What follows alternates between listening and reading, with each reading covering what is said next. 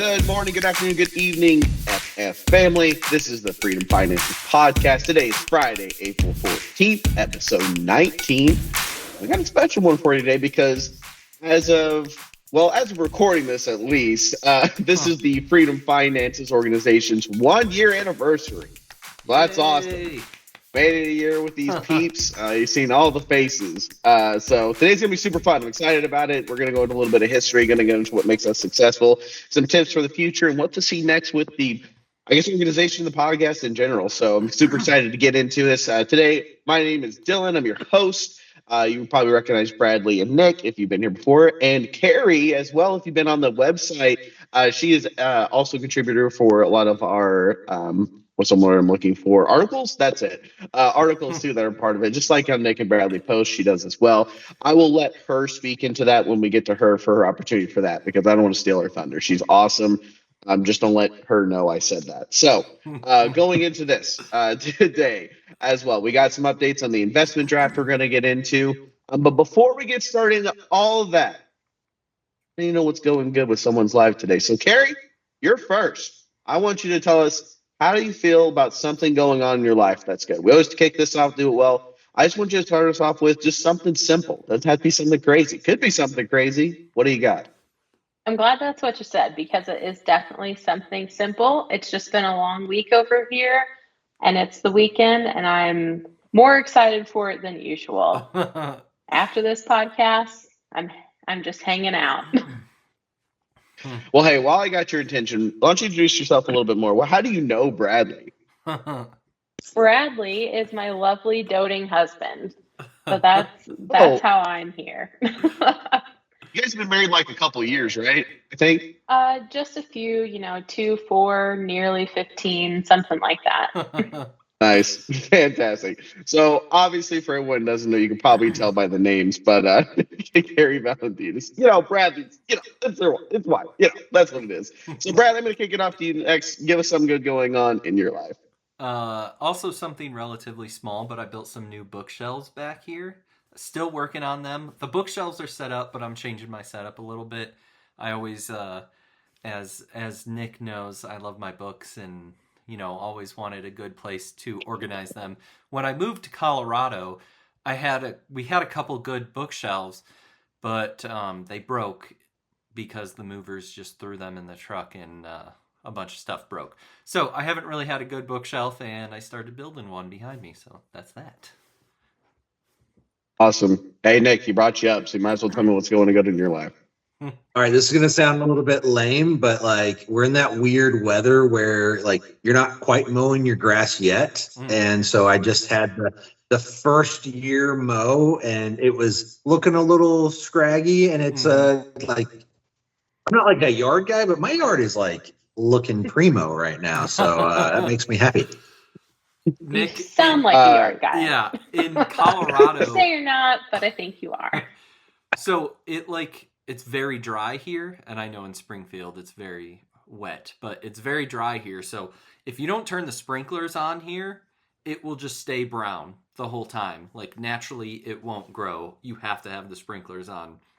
So there's nothing for us to mow yet because we haven't turned our sprinklers on. Well, I'm sorry to hear that. Yeah, I was trying to look for a positive, Bradley. Thanks. I was just sharing. Our grass can't grow over here. It's awful. All right. So Nick, you kind of stole my thunder a little bit. I love the weather right now as well, but I love the rainy part. Basically, if I could live in the Twilight movies. Okay, that came out wrong. I meant the weather part of it, It's cloudy. I just like the clouds. I like the fog. I like that vibes, pine trees. You could just say Seattle. Sure, that works too. Oregon's fine. I wouldn't mind the Maine side of things too. That's not bad, I don't think it's as cloudy or whatever, but I like it. I like that side. So kind of feels like that going on the past few days. I've been enjoying that a lot. So nothing crazy in mine either. Nice. But with that being said, we love everyone's favorite portion of the show so far, which is the investment draft. So each week, Nick and Bradley go head to head to see who's losing the least. I think was the rule for this Yes. game, right? Yeah. Not gaining anything. So realistically, they both had $100,000 to invest in the stock market. The one that gained the most was supposed to win, but at this point in time, we're trying to see who's losing the least. This week, I'm going to actually start off with Bradley. So Bradley, currently right now, you are at $88,874.48. That's where we keep. Yeah, when you started at 100,000, though, you're down 11%. And that was a great podcast. Thanks for everyone for showing up today. Down 11%. Your biggest winner was Ford. That's a change. Up 3.79%. Different loser this week with Meta down 30%, 30.5%. That's wild. Oh my god. Okay. Well, hey, that's a change up. Meta, or what is it? Tesla. We love Tesla. That one not losing this week. So what's going on? Why is Ford winning? Why is Meta losing? Well, I don't know if you guys have heard about like the tariffs, are they called tariffs in the economy? But there's something going on. There has been some potential, this is a little bit speculative, but Ford potentially giving employee pricing to consumers and potentially, that's a very good consumer thing. It's obviously too early to tell. The tariffs just went into effect, today and tomorrow? So we don't even know. Everything in the stock market has just been speculative. But if Ford pushes lower pricing out, they're going to gain some value and some business. So hopefully that's why we see some gains with Ford or other American car companies, right? That's kind of like the best case scenario with the tariffs is it actually works and it does what Trump says it's going to do and brings jobs and manufacturing and stuff local instead of through other countries. So, Ford's actually looking not too bad. Cool. All right, going on to Nick. So you from $100,000 are now at $84,795.95. You're down 15.20%. So Nick, your biggest winner. No positive stocks. Is what I see on here. I don't see the winner. Yeah, he doesn't have a winner. That's wild. And you're the losiest loser, I think, is the word I'm looking for. Is Starbucks at minus 40%. So I guess let's just start off with Starbucks. So why is that the biggest loser in your mind? And when are you giving up is the other one. A wise man once told me, you don't lose until you sell. So I'm just not going to sell, so I can't lose. No, I think, Bradley mentioned that weird word, tariffs or whatever. I think, there's a lot of fear with the unknown and how that's going to impact. I think Starbucks was hit particularly hard with those. I think it's like a 10% drop. And so it's, I think, Bradley said it before as far as the finances are going to be the thing that actually determines the stock prices. So I think until we start seeing some earnings that have the impacts of these tariffs and stuff, the stock market's going to be a little bit weird because people don't know what to expect. But I'm still confident that in the long run, people like to drink their coffee. I don't think they're going to give up their morning Joe, and I think Starbucks will see some improvement once we can figure out what all this uncertainty does to their bottom line. So. All right. Well, that's 40%. So we'll see where that one goes from here. All right. Well, Nick, I don't want to bash on you too hard, so we're going to start with you today. So over the last year, so let's shift back over to a little bit, instead of just the economy, let's talk about freedom finance in general, right? So for you, over the past year working with FF, what was something you've learned, maybe some new financial information, anything you've gained as far as knowledge goes with working with us? Yeah, I think I've learned a lot of things. I'll just kind of talk through like some of the technical things. I've learned a lot of different investment options, a lot about different types of ETFs, how they're structured, different things like that. I've learned about leveraged funds, a lot more into like the options tradings and just like all the different avenues that are out there to invest. And I think that's really exciting. I think one of the more surprising things for me that I've learned is just kind of people reaching out and kind of asking some questions and the level of knowledge that is out there for people. There's such a wide range. I've got some people that, um, they'll do some research and they're like, but how do I buy a stock? And just something that seems like such a simple thing for people who have kind of done that before. There's still people out there 30, 40 years old that don't understand just how to go and, actually save for retirement or get into the stock market and stuff like that. And then there's some people that just make me feel like an idiot because of how much they know. And I'm like, boy, that was, over my head. I got to go do some more research. So I think, one of the things I love about Freedom Finances is, being able to get that information out to the public, to people who don't understand, because that was one thing I always hated when I first started learning about it, is like, if more people understood how it worked, it'd be easier to kind of get into it and really start investing. And so those are some of the key learnings that I've had over the last year. And I hope to continue learning more and find out more investment opportunities that I don't know about today. So. Yeah. Awesome. Thank you. All right. So into that, Nick, one follow-up from there is I want to actually maybe challenge you a little bit and say, what's one mistake you've done since joining FF? Something that you say you wouldn't do again. Yeah, I wouldn't let Bradley take the stocks he did for our little game.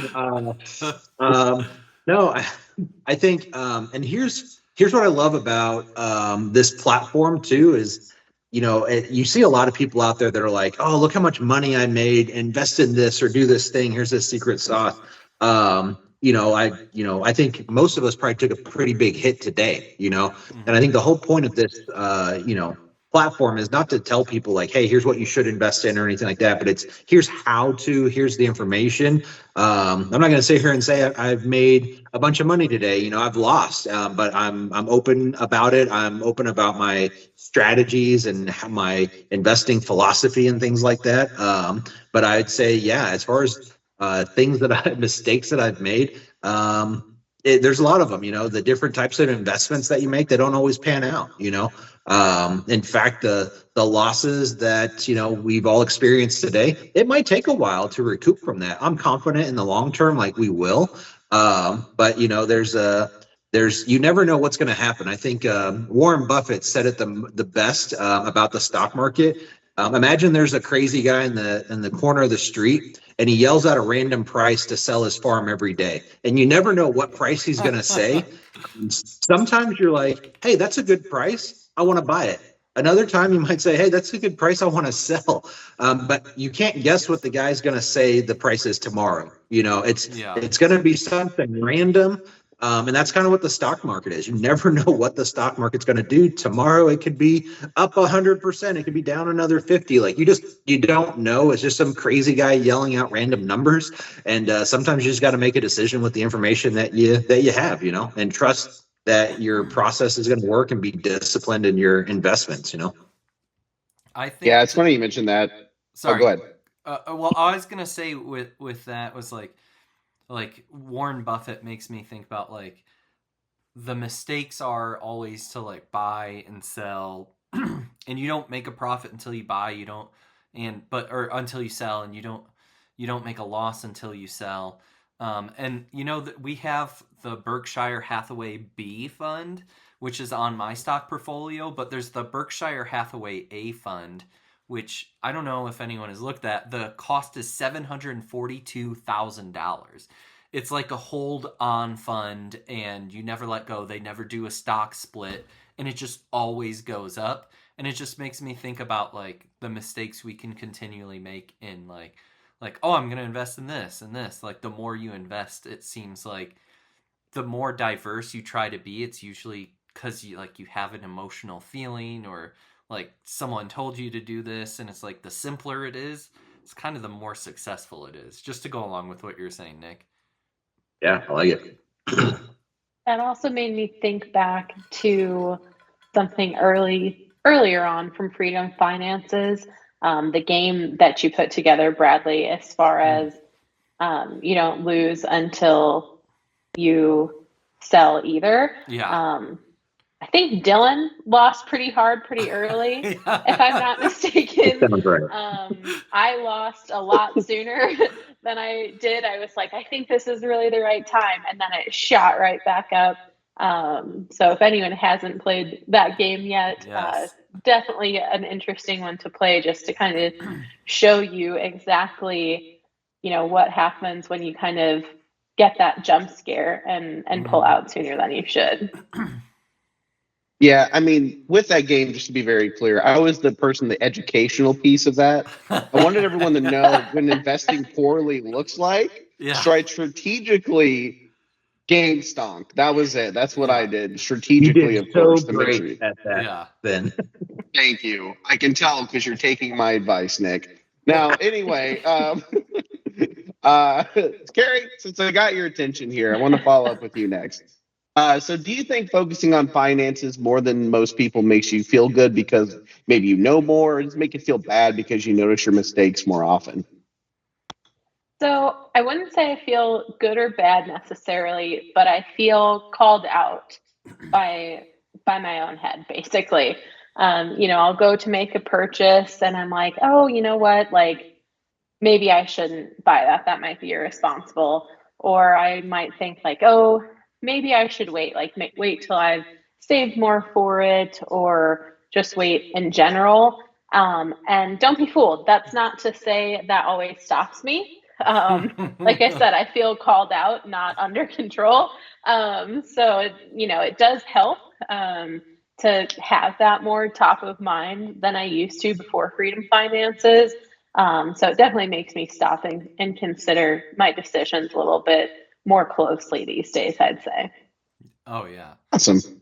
I've done that. Like the show SEAL Team on Paramount Plus. Has anyone heard of that other than Carrie? I wanted to watch the show Literally, SEAL Team.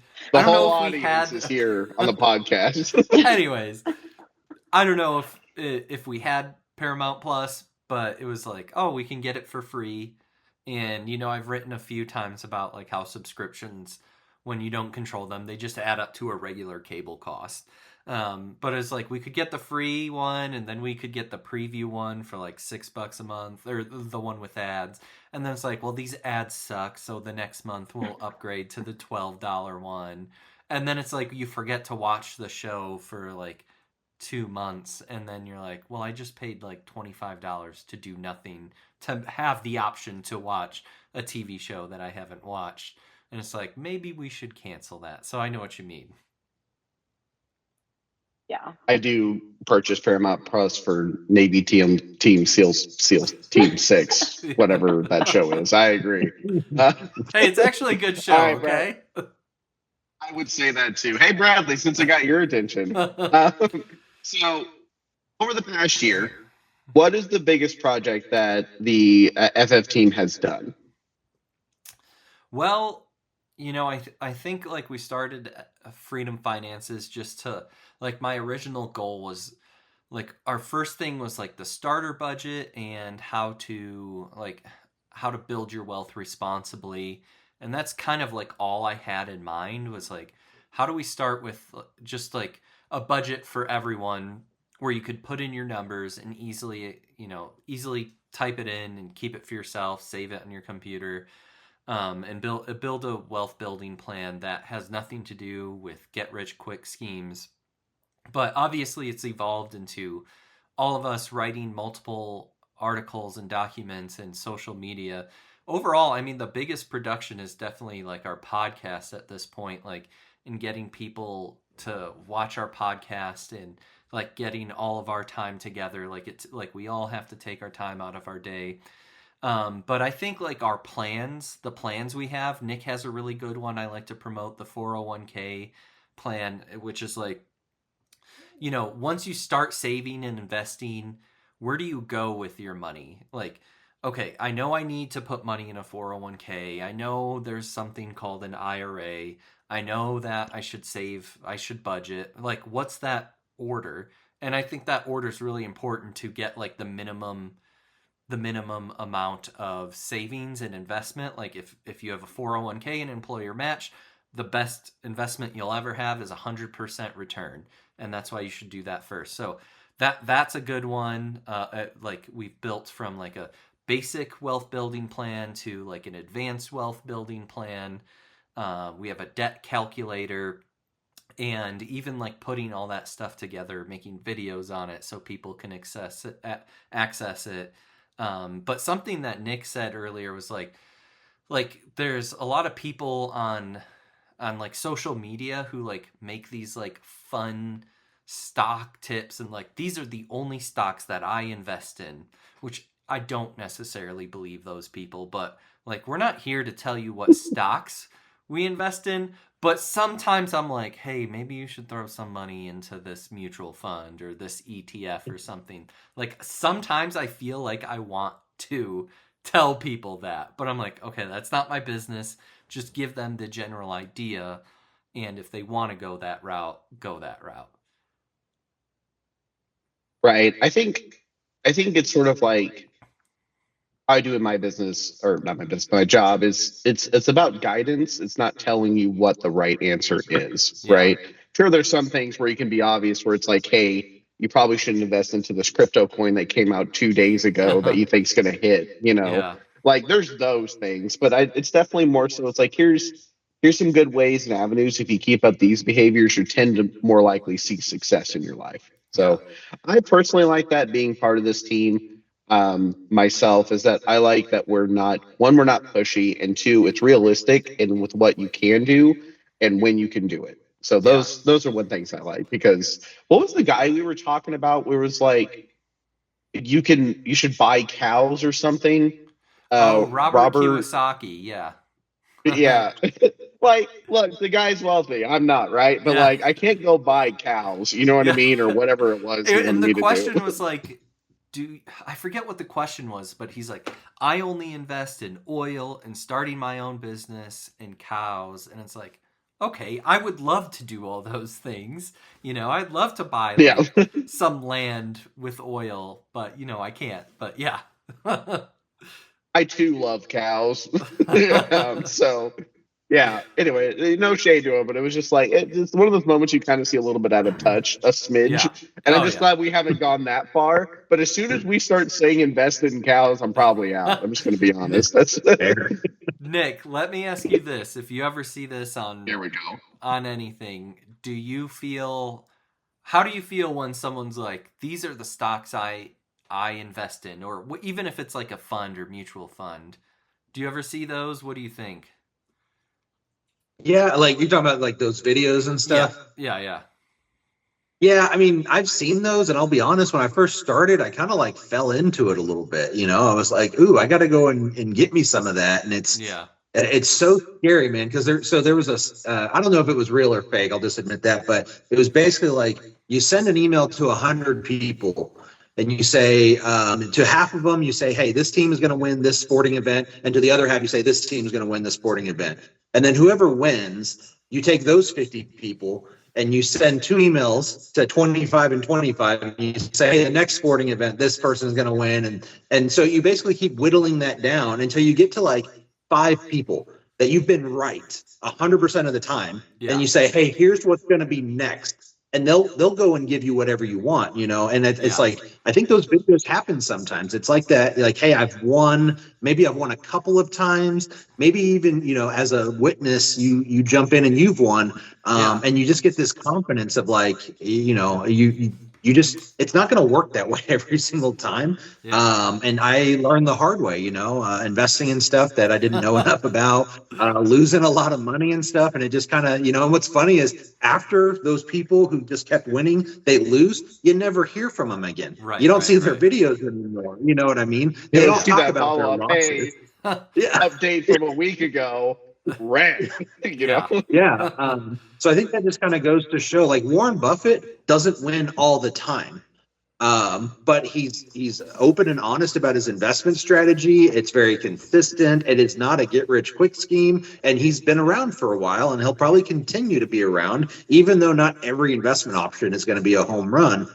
Because the guy is, he's consistent and he's in it for the long haul. And so, yeah, I'd say those guys are unfortunately hurting more people than helping, and it's sad because I don't think they see it that way. And maybe they do, but I don't listen to those guys. Probably a good idea.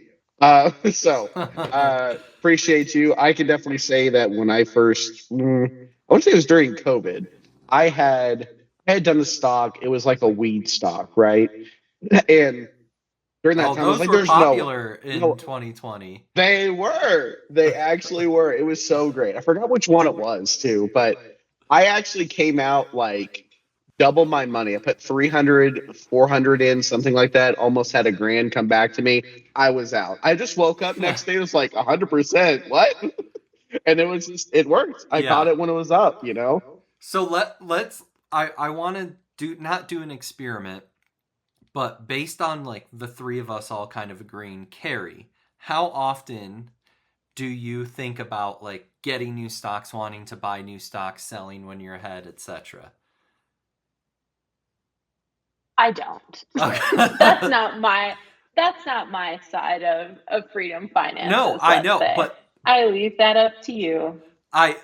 So part of my point is like the three of us, Dylan, Nick, and I, we're like, I have stopped doing this in the last several years, but like the instinct to be like, okay, I got to get this, I got to sell this.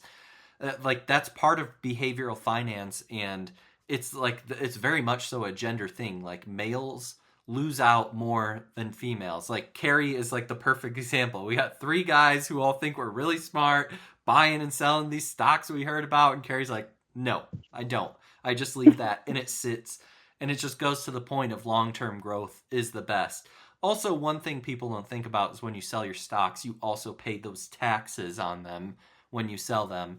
Plus, like, you're probably losing. So men in general lose more often than women because we all think we're really smart, and women are like, no, I'm not touching it. But we're all like, oh, I know what I'm doing. I got this, and then we ended up losing.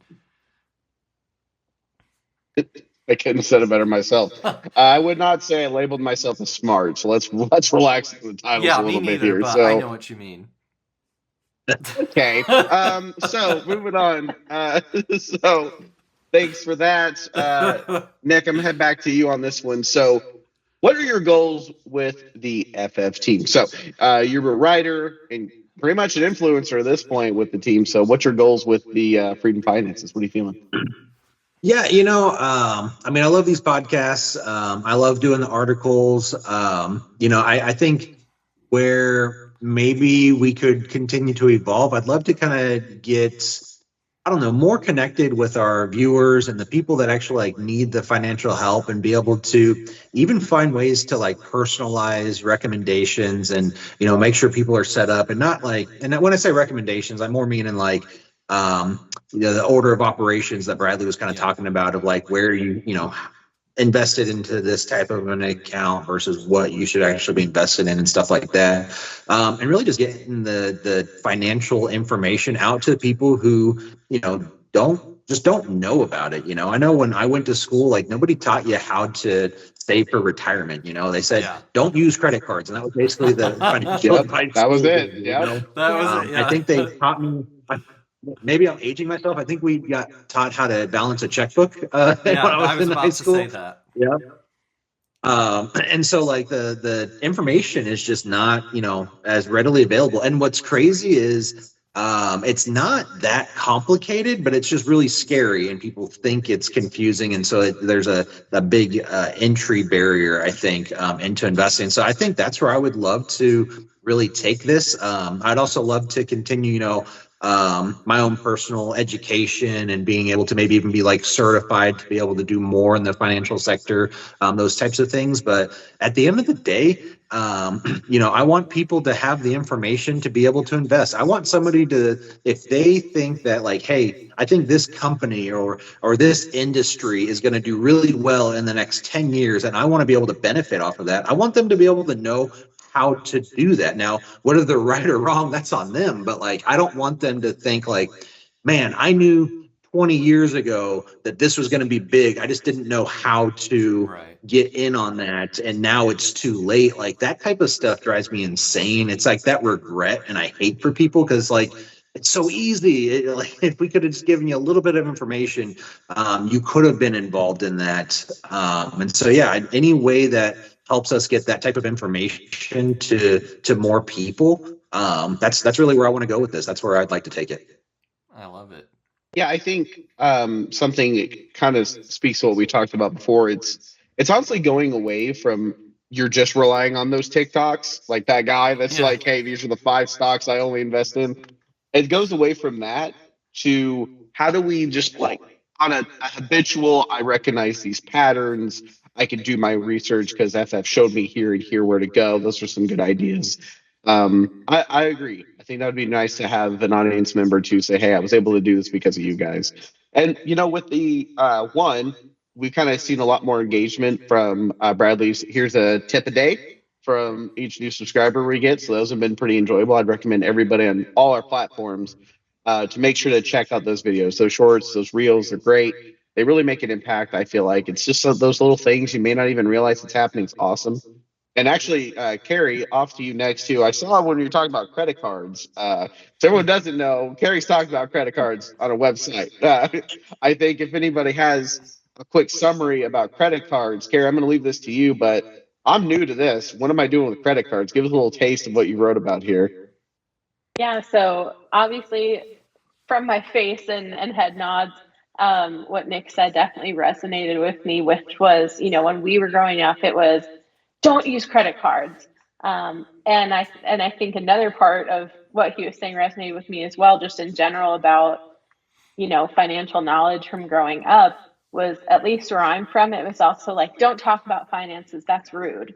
Well, what's rude was never educating our generation on how to invest and anything about finances because it was rude to talk about. So I feel like we're all just kind of behind the curve because of that kind of space that we grew up in. But with credit cards, like definitely it is such a mistake to never have a credit card. And unfortunately, I think a lot of us, probably when we were a little bit younger, but realized that too late if we were kind of trying to stick to that mindset. I know a lot of people who went to finance their first car or even their first home loan and were told, well, you can't get one because you don't have any credit.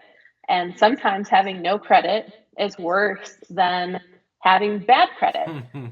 So, not getting a credit card and being able to start establishing your credit, which, like, of course, yes, you have to be responsible with your credit cards. But if you don't start using a tool to start establishing credit, it puts you behind when you do want to make those bigger purchases in life. And unfortunately, we're not able to just all personally finance our homes like we'd like to be able to. So it's really important to start using tools like credit cards when you are younger. And if you don't know, be able to educate yourself in a safe space on how to utilize those responsibly. It's so easy to make mistakes with credit cards. So I definitely get the fear. But being able to just make sure that you can use your credit card and have the cash to back up the purchases that you make on that, being mindful of utilization on your credit card. So of course, don't get a credit card, go out and just max that out same day, same month, which a lot of people end up doing. But just being knowledgeable about what you can do with your credit card that benefits your credit score so that you have that good credit going forward. So like Dylan mentioned, I did write an article on that for the website. So definitely some, it's beginner, but some great tips for what to do if you are in that credit card fear mode. So bottom line, credit cards are not the devil. Got it. They Thank aren't you. the devil. Okay. I don't know what it is. I think it's like people are like, we have no self-control, so credit cards are Satan, you know? Like we can't Yeah. control ourselves. But like the first time most adults, and Carrie and I experience this together, have to deal with something credit-wise, it's like, well, you have no credit. I'm like, well, how do I get credit? Well, you have to have been spending your credit. I'm like, well, I don't have credit. How is I supposed to be, on credit if I don't have it? And it's like, oh, I don't know. It's like applying for a job when they're like, "Well, you have to have experience to get this role," and you're like, "Okay, but I'm 20. Obviously, I'm not 20 anymore, but like I'm 20. I just came out Yeah. of school. Where would I get this experience? How am I ever going to get a job if I have to have this experience and I have to have a job to get the experience?" It Yeah. like drives you nuts. I don't know if any of you other guys have done this, but there's like starter credit cards from banks where it's like you put $500 or $200 into it and it slowly builds That's your how I credit. started. Yeah, that's like the best way but like I feel like parents need to be helping their children like discuss that and talk about finances, and like otherwise credit cards just become like credit card bad, don't have credit card, and either you listen and you never have a credit card until you need credit, or you don't listen and because like it was just all like credit cards bad, so you spend it. You're not educated well. So I think we need to like educate children on how to handle this. Well, I Yeah. think that's part of the problem too, is like I think if you look at like the middle class and those children, like there probably are better financial advice that parents give to children. I think where the problem lies, and I grew up very low income, which Yeah. I think a lot of us have that same thing. And the problem is that mindset is if I have money, I spend money. And so if I have credit card, that is money and I spend money, you know what I mean? And I think that it's hard to teach children that. And that's why I think the problem is going from that poor to kind of middle class is because their parents don't know. And so they have that Yeah. same mentality. If I have money, I spend money. So, well, don't get credit cards because they take that money back from you later. And it's hard to really get over that hump, Yeah. That's funny you said that, because I was like, I didn't want to say it for all of us, or at least I knew a couple of us, like maybe it's like a poor thing. Like, I knew I grew up kind of poor. It's like credit cards are bad. Don't talk about money. Like Carrie, you said, don't talk about money. Don't talk about finances. It's rude. It's like, well, we're all kind of poor. Like, shouldn't we talk about it? Shouldn't we talk about how we got here? Yeah. But yeah, Good definitely. point. It's like the only way to not have credit card debt is to not have a credit card. Not true. No. It's to pay your credit card. To me, it was very simple. All I did was I put my credit card on two things. Either I spent it on groceries or I just put it on my electric bill. Because I got it paid, that was it. That's all I did it on. And I never bought the grocery store, so it was always okay. Like that's Paid it. it, right? Yeah. You didn't just Eventually, let that sure. rack up for your whole credit limit. It's still there. It's fine. We're good. They'll get it when they get it. Yes, I absolutely did. It was on auto pay. That's another tip. Always do it on auto pay. You never miss a payment. Easy. So, Gary, I'm going to actually, since I got your attention now, so what are some common mistakes that you've seen others make when dealing with their finances, like with either buying cars and, hey, guess what? And some credit cards, too. That was something on the doc we had. So what are some mistakes you're seeing with both those? Kind of already touched on the credit cards. What do you think about the cars? Let's talk about that one. Yeah, so the cars, I think it's funny because to me, there's a bit of a fine line to watch out for when you're buying a car. So a lot of people think like, oh, any of the extras from the dealer, definitely don't get that. That's all a scam. It's important to think through those things, but they aren't always a scam. So a big one is gap insurance. I've heard time and time again, gap insurance is a scam. Don't get that. Well, gap insurance is not a scam. You don't always need it, and you don't necessarily always want to get it from the dealer, just like you don't always want to get your loans from the dealer. But gap insurance can be very important. When I used to work at a financial institution, I had a lot of customers who successfully utilized gap insurance. And what that is that, as most of us know, when you drive a car, at least a new car, off the lot, automatically the car's value goes down. You're never going to get what you paid for that car back. It's gone. So gap insurance is there to fill the gap if you do get into a wreck with your newer car, you total your car, and then the insurance is saying, okay, your car is worth $16,000, but your loan is saying you owe me $22,000. So that's there to find the gap between what insurance is valuing your car at and what you owe on your loan and paying off the rest of that loan.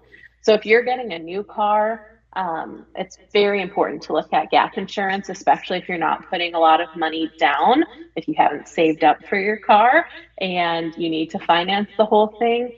And even more so if you were upside down on your last loan, which we're hoping to avoid that here with Freedom Finances, but it happens. If you're upside down on your last car, go to get a new car and add that to your new loan. Automatically you're upside down on your new loan before you leave the lot. Then you're upside down even more once you leave the lot. So gap insurance really can help in case of those emergencies. It's usually not too expensive, but again, it's something to price around as well when you're shopping for your loan for your cars. Makes sense. Thank you. That's awesome. I think, Carrie's not on here a lot with us, but I really strongly recommend everybody go and locate her articles and look through. They've been her car buying guide, and then everything when it comes to these credit cards has been very valuable, and we appreciate what she does here. It's awesome. Yeah. Buying a car now. Sorry to cut you off, but buying a car is like such a funny thing. Like, we know, everyone has heard, once you drive it off the lot, it loses a bunch of value, and I think it's like 20 to 30% in the first year or two. But like no one really wants to put down payments on cars, and like you should understand all your options with cars. And just like credit cards, like they're looked at as bad, but cars have utilities, like we talked about last week or the week before. They're just not an investment. So like people just need to look at cars as like something that either they use for luxury if that's how they want to spend their money and not build their wealth, or they use it for utility to get around. And you just need to understand it well. Don't just look at it as like either I need to pay everything or put everything on debt. Like it's important. Like gap insurance is something I've never thought about, or most people don't think about, and they're like, no. And you need to know your personal finances to understand whether or not that's a good option for you. Sorry, go ahead, Dylan. No, it's fine. Well, this is the part of the show where I always like to call a recession watch. So I'm going to put us in this, and then we're going to end today with some open discussion in the future of the podcast and FF in general. So, team, I don't know if anyone's heard the news today, but like $2 trillion gone from the stock market.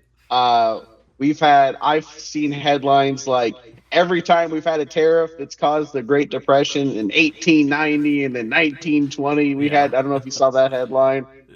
We've had these tariffs this bad. This has always happened. We're going to do it again. Yeah. So first and foremost, as always, are we in a recession?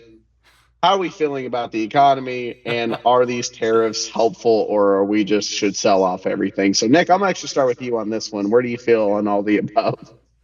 Yeah, so I don't know if you guys remember, but a little while back, we had this thing that happened to us that like the whole world went work from home because of some virus for a long time, right? And, I remember seeing a lot of firsts when that happened, especially with the stock market. I didn't know that the stock market would pause trading if people sold and the price dropped too quickly and there were too many sellers.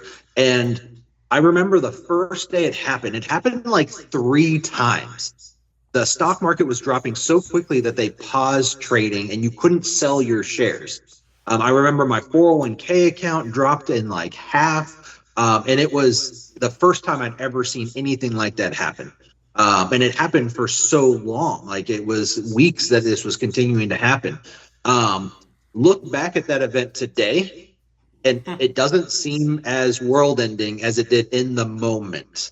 And when you say world ending, it's funny because well, it's not funny, but like millions of people were dying. Like it's not Yeah. tariffs where it's like, well, how are we going to get our cars if they're 25% more expensive? Yeah, we thought we were all going to die and we would have no toilet paper and it was gonna be awful, you know, and like the stock market did things it had never done before. And now looking back, all I can think is, man, I should have bought way more stuff when that happened. Like that was crazy. And so, you know, are we in a recession? Is it going to keep happening? Like, I don't know, maybe, but I think, you know, Bradley and I were talking earlier. It's like in 10 years from now, are we going to remember how crazy it was? Or are we going to remember this like little bloop on the trend line up when we look back? So it's like, yeah, like it was a rough day. We lost a lot of money. Maybe it's going to keep happening. But like, yeah, man, I don't know. I feel like experiencing that before has put me in a different perspective of like, you know what, I'm just gonna write it out. You know, I don't think I've got any investments that are so risky they're gonna go to zero. Right. I think my risk tolerance is good enough where, you know, I don't have everything invested in Bitcoin or GameStop, you know. And I think that you know, if I wait it out, I'm not retiring in a year or two. And so, yeah, like, is it scary? Sure. Does it suck to look at your account and see everything in red? Yeah, absolutely. But again, I think in, you know, 5-10 years from now, you're not even going to remember it. You're going to wish you had bought more. You're going to be like, I should have taken out a loan and bought more shares. Don't do that. That's a joke. But like, I was like, whoa, hey, chill. But yeah, no, you know, I'm not stressing it. You know, I think there might be some people out there that are a little bit scared. We've talked about before, like they're in retirement or getting close to it. So I can understand some people being scared. But if you've got more than 5 years till retirement, just ride that bad boy out. If you got some more money to throw in there, stuff's cheap. It's on sale right now. So yeah, I'm not stressed. It sucks though. I will say that, and I get it. Yeah. And anybody out there that's scared, you know, we've brought up the fear and greed index before. It's at an all-time low. 1 to 100 scale, it's at a 4 right now. So yeah, people are scared.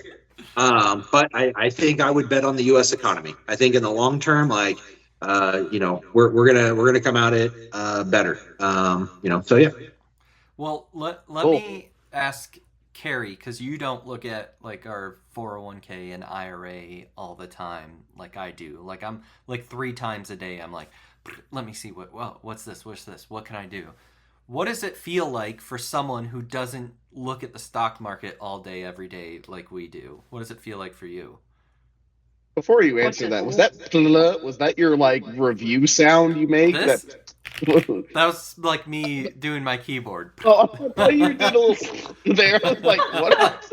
Okay, cool. Sorry, go ahead, Gary. I was just like, okay. What does what feel like to me? Like hearing the news about tariffs in the stock market. And, you know, like, what do you think about it? What do you feel about it? I just don't think about it. I just keep living my life because that's what I have to do. I don't look at gas prices a lot, which, for the record, where we live in general, there's not a ton of competition between gas stations. You really have to go to like far ends of the town to find different prices. But I know I'm going to get gas. And this is not a recommended way to live your life, I should say. But I know I'm going to get gas regardless of what the price is, at least until, you know, something even crazier happens. I'm not looking at it. I'm going to buy it because I need it and I like to drive around and I have to get groceries. I have to go to the doctors. I have to do whatever. So I don't look at it. Tariffs, I'm not thinking about them. I'm just going to have to live my life the next day, tomorrow, and the day after and after. And so for me, it's just not something that I'm worried about right now until maybe the next voting season, maybe not. Yeah. I think that's a good perspective because, like, I mean, this, like, the money on the stock market is like, what is it? It's in our bank account. It's a stock trade. It's usually, right now, it's mostly millionaires trading off, selling off a bunch of their money and giving an opportunity for us. Like, low key, this is kind of one of the best opportunities for a redistribution of wealth from the very rich who are like, I don't want a piece of this company. And then we're like, well, can I have some? And they're like, yeah, it's dirt cheap. and we could do that if we want. But like anytime you like learn about finances or behavioral finances, the more emotional you are, the more you look at things, the worse your decisions are, and the worse you perform on the stock market. So like that's why one of our stock or daily finance tips was like, don't trade based on fear. Trump this, Democrat this, whatever, tariff this. Don't trade or make your decisions. Don't trade or make your decisions too often or based on fear, because you usually lose when you do that. Emotions, more often than not, make you lose. They don't make you win. Sorry, I didn't mean to cut you off, Dylan. Oh, it's okay. I was just going to talk about a cool gas trick I learned about. So gas prices have been okay, like automobile gas. I got you there. So basically what I do, whenever you're like getting low, right? So I don't have this crazy travel lifestyle. I go to point A, point B, maybe go to the grocery store. You know what I mean? What I do is like when I notice the gas prices will rise, I buy it like here's a 20 spot on it, and I don't fill up my tank. Because that way you're not investing fully in the higher price. Can like later, if you see it lower again, you can like buy the remainder at 250, right? So it just saves you a little money if you can manage that. I found that cool. It saved me a couple dollars. Go up? Well, then you've saved money by initially investing early with the 250, and then with the 3, then you not have to spend the full tank, only half a tank. The answer is then you stay home, Dylan. It sounds like girl I math wish I for could. some reason. It sounds like what? Girl math. Oh. Yeah, it's accurate. Well, look, it works for me and my lifestyle. So, all right. Well, thank you. I think everybody here can agree we definitely are not in a recession yet. Because something we've talked about before, time and time again, jobs have not.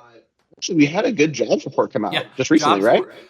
Jobs were up in March. Like 200. Yeah, so we are.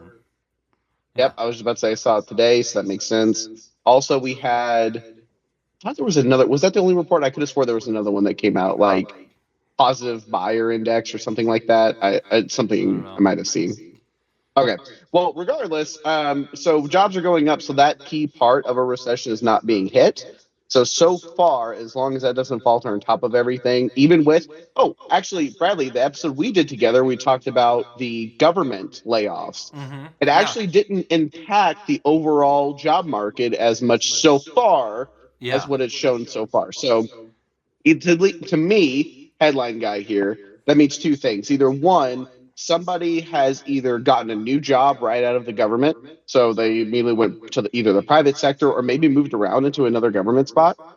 I know that one of them, I think it was RFK Jr.'s HHS, they rehired a bunch of people too. They talked about that today. So I know some of the government jobs are actually rehiring because they weren't supposed to cut a lot of people. So that's funny.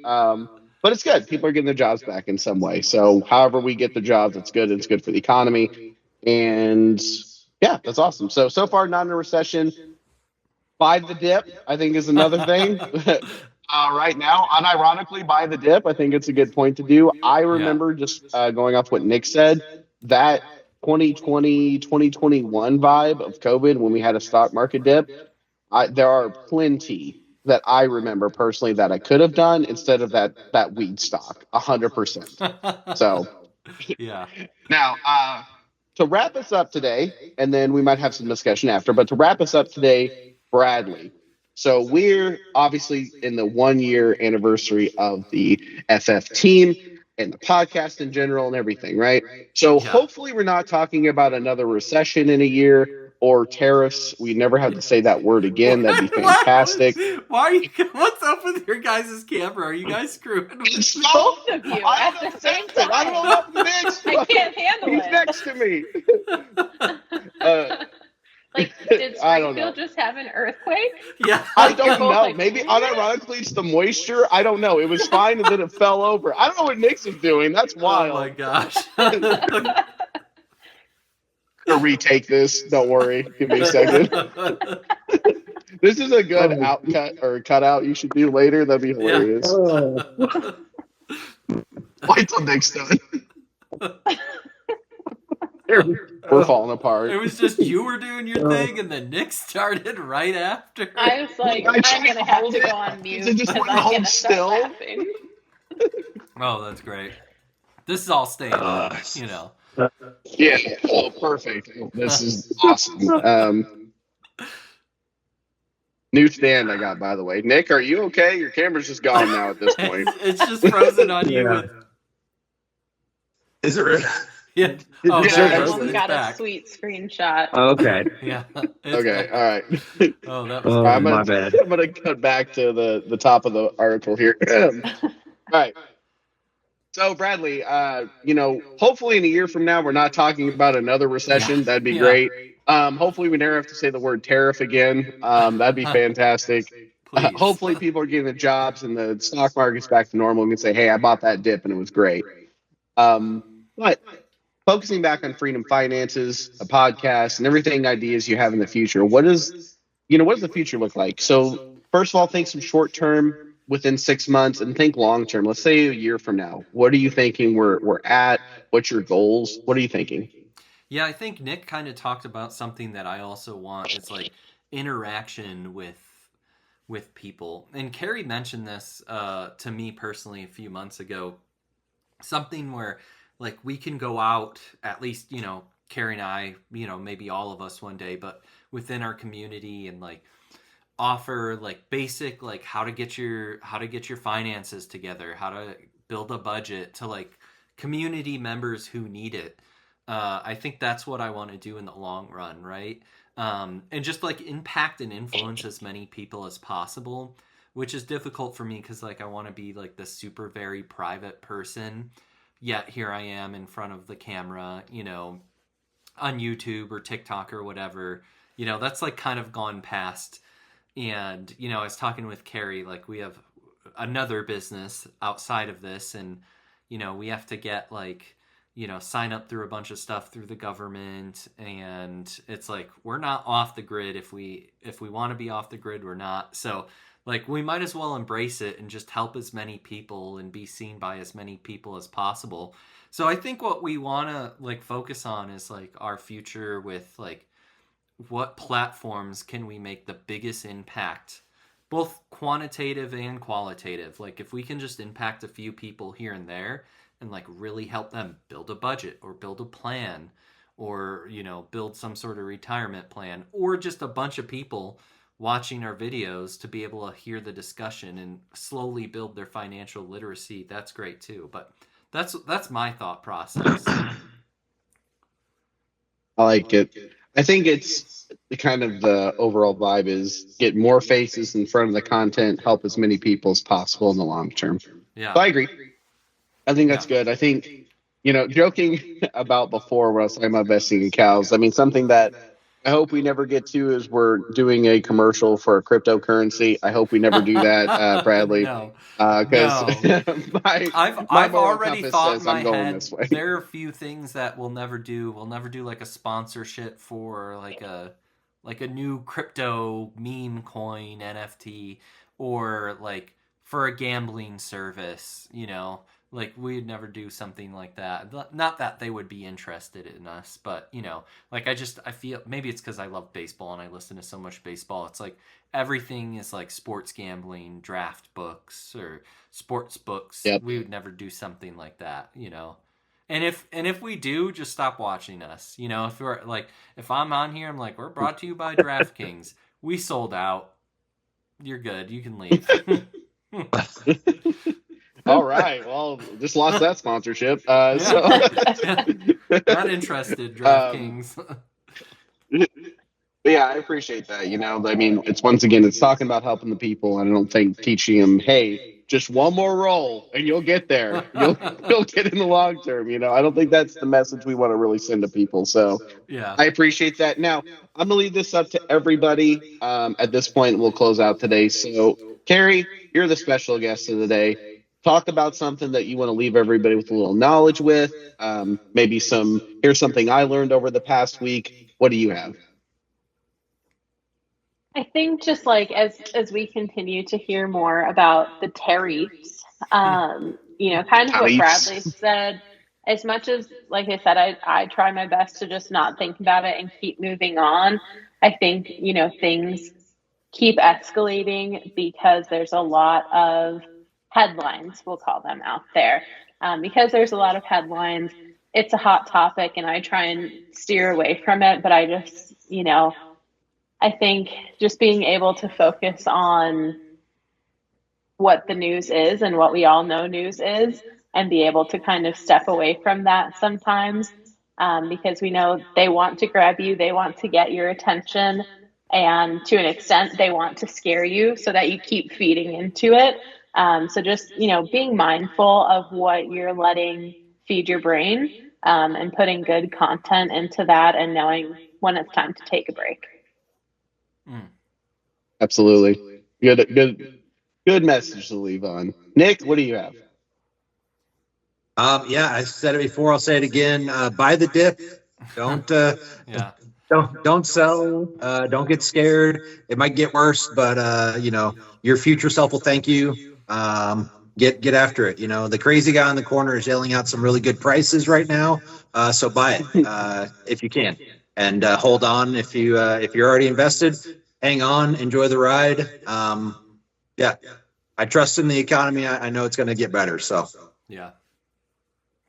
All right, Bradley, as the leader of us all, leave us with something good for the 1-year anniversary. Yeah, our goal has been to teach financial literacy and help people just learn. One good thing about Robert Kiyosaki, not that he has a bunch of bad things, he's a very interesting personality. Is Carrie talks about this, but we didn't get a lot of financial education as kids. And I don't want to speak for, everyone listening or everyone out there, but the more education you get, the better your decisions can make. The better decisions you can make. And the more economic history you have, the better decisions you can make.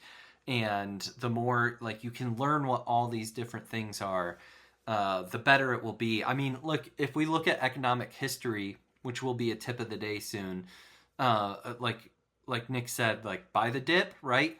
This is low-key one of a socialist best friend right now. All the rich Wall Street suit-wearing people are selling their stocks, and they're selling it at a discount.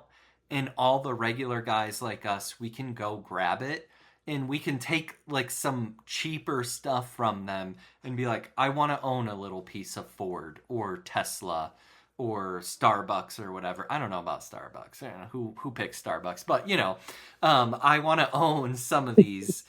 It's your opportunity right now. I'm not saying it's like Nick said, it does suck, for people to see their accounts go down, but Tesla's not going out of business. Facebook isn't going out of business. They're not going to start filing a bunch of bankruptcies and shutting things down. It's rich people, which there's nothing wrong with rich people, but it's rich people selling off their stocks, and the price goes down because the demand is down, and it's just sitting there waiting for anyone to take. And my point is, that's a little piece of economic history. If you understand economic history and recessions, not saying we're in one, but stock market dips. Like Nick said, 4 or 5 years ago, he wished he would have bought more stocks. That's something you can learn right now. Hey, I learned from the past. I could buy more stocks right now if I have the money, of course. But learn, and we're going to keep teaching. Good deal. 1 year. All right. Happy 1 year, everybody. All right. With that, I'm going to close this out today. I appreciate everybody who's been with us since the beginning, who's going to ride this out with us in the future. All 4 of us do appreciate it. I can't wait to see where we grow. Maybe we get some new faces along the way. Yeah. Who knows? And if it's just us 4, we have the best team in the business. So I appreciate everybody. Have a great day. We'll see you next time. Adios. Peace.